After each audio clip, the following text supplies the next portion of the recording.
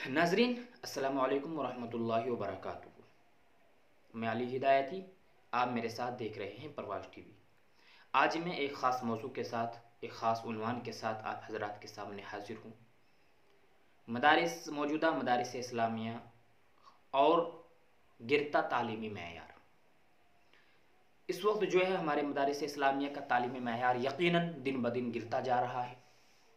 इसकी वजूहात तो मेरे सामने बहुत सारी हैं, लेकिन सबसे अहम और सबसे पहली जो वजूहात जिस वजह पर जिस टॉपिक के ऊपर मैं आज रोशनी डालना चाहूँगा वो है कि हमारे मदारिस का इब्तिदाई कोई मुकम्मल निसाब ना होना। आला दर्जे पे जाके, किरात में जाके, अरबी फ़ारसी में जाके वहाँ निसाब हैं, लेकिन उससे पहले जो है हमारे मदारिस के अंदर कोई निसाब, किसी भी तरह की कोई तरतीब नहीं है। इब्तिदाई बच्चा हमारे पास मदरसे में अमूमन 5 साल का बच्चा आता है।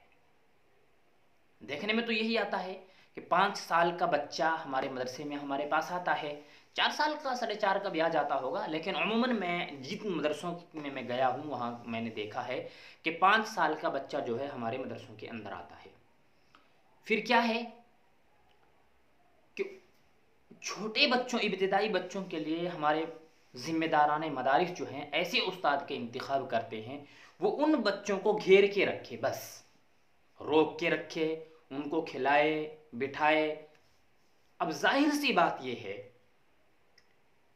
कि जब हम इब्तिदाई तौर पर उन बच्चों को जिम्मेदारी के साथ नहीं लेंगे और वहां आप एक ऐसे शख्स को बिठाएंगे जो तालीम से दूर हो, जो सही तरीके से पढ़ा ना सकता हो, जिसकी खुद की तालीम मजबूत ना हो, आप ऐसे शख्स को जब वहां बिठाएंगे तो यकीनन सी बात है वो बच्चे जो सीखेंगे, अब वो जिस शख्स का खुद कुरान पाक पढ़ना सही नहीं है, क्या वो दूसरे शख्स को, बच्चे को, पढ़ाने वाले को सही कुरान पढ़ा सकता है? बिल्कुल नहीं पढ़ा सकता है। मेरा अपना तजर्बा है कि हम दो बच्चों को लेंगे। एक बच्चा जिसने गलत सीखा हो, जिसने हरूफ तहजी गलत तरीके से उसको सिखाए गए, उसको सिखाएंगे अलिफ बा ता सा जीम हा खा दाल जाल रा जा सीन शीन स्वाद ज़ाद। और एक बच्चा जिसने कुछ नहीं सीखा, बिल्कुल नया बच्चा है, वो कैसा भी हो, कैसे ही माहौल से वो निकला हो, तो जिस बच्चे ने स्टार्टिंग में आपके पास सीखेगा उस बच्चे को आप बहुत कम वक्त में सही सिखा देंगे। मेरा तजर्बा है खुद का। और जिन बच्चों ने पहले गलत सीख रखा हो उनको सिखाने के अंदर बहुत ज्यादा जो है आपको मेहनत करनी पड़ेगी, क्योंकि उनकी जबान पे वो हर्फ चढ़ गए। मैं एक जगह बच्चा कुछ पढ़ रहा था, मैंने उसके पास कुछ हर्फ कहलवाए, बार बार कहलवाए। वो बच्चे ने आगे से कहा कि मौलाना हमें जो पढ़ाते थे उन्होंने हमें इस हिसाब से पढ़ाया है, इसलिए आप जिस तरह पढ़ा रहे हैं इस तरह पढ़ने में हमें मुश्किल आ रही है।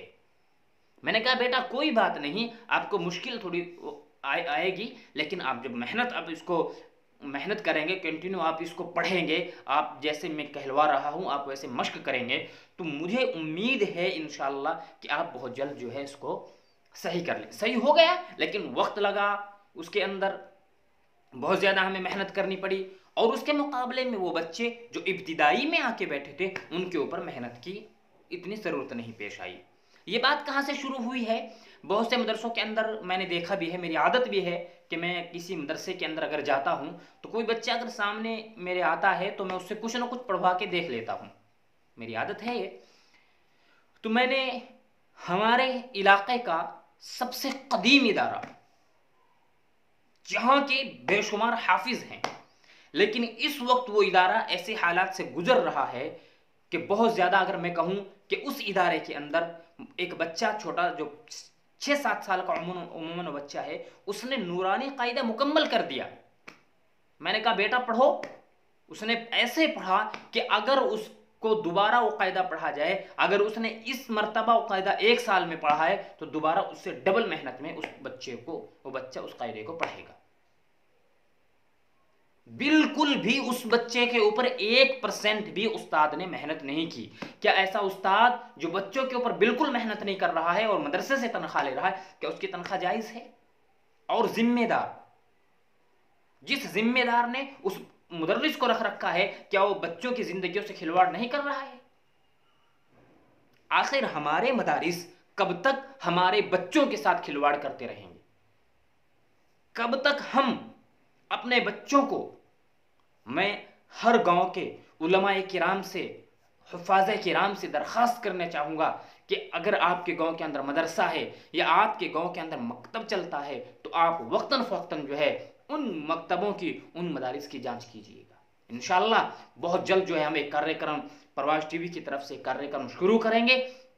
सबसे पहले हम मदरसे के जिम्मेदार से बात करेंगे, तमाम असातिज़ा किराम की एक मीटिंग लेंगे और उस मीटिंग में तमाम असातिज़ा किराम के साथ, जिम्मेदार के साथ मिलकर हर दरसगाह का हम जायज़ा लेंगे और हर दरसगाह में देखेंगे क्या कमी है, क्या ज़्यादती है। उसके बाद बैठ के असातिज़ा किराम को आपको तालीम कैसे देनी है, क्या तरीक़ा हमारा होना चाहिए, हमें इब्तिदाई तालीम को, जो बच्चे हमारे इब्तिदाई आते हैं उनके ऊपर हमें कितनी मेहनत करने की ज़रूरत है और कैसे उस्ताद को जो है उन बच्चों पे रखा जाए जो उन बच्चों को सही तालीम दे सके। तो ये सब चीज़ें जो है कार्यक्रम हम इंशाअल्लाह, ये प्रोग्राम जो है हम बहुत जल्द जो है प्रवास टीवी के माध्यम से हम शुरू करेंगे। लेकिन आप हजरात से दरख्वास्त है कि आप जो है इस प्रोग्राम में हमारा साथ दें और ज़िम्मेदारान मदारिस से भी मैं दरख्वास्त करना चाहूँगा कि जिस भी मदरसे के अंदर हमारी टीम पहुँचे, आप हमारी टीम के साथ जो है हमारी टीम का साथ दें और उसके अंदर हम मिल बैठ के